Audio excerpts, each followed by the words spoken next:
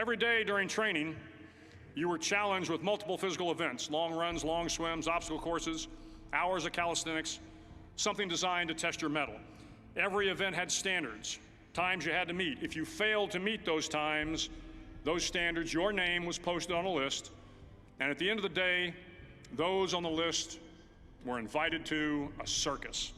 A circus was 2 hours of additional calisthenics, designed to wear you down, to break your spirit, to force you to quit. No one wanted a circus. A circus meant that for that day, you didn't measure up. A circus meant more fatigue, and more fatigue meant that the following day would be more difficult, and more circuses were likely.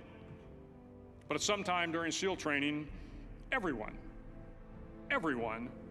made the circus list. But an interesting thing happened to those who were constantly on the list.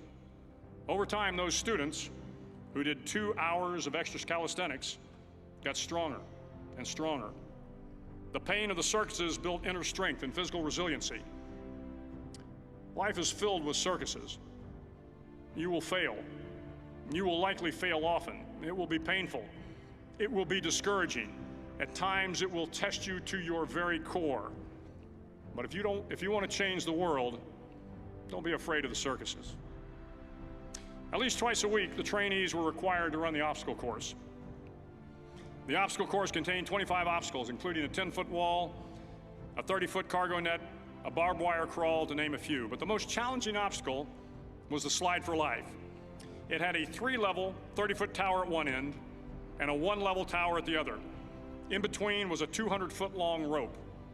You had to climb the 3-tiered tower, and once at the top, you grabbed the rope, swung underneath the rope, and pulled yourself hand over hand until you got to the other end.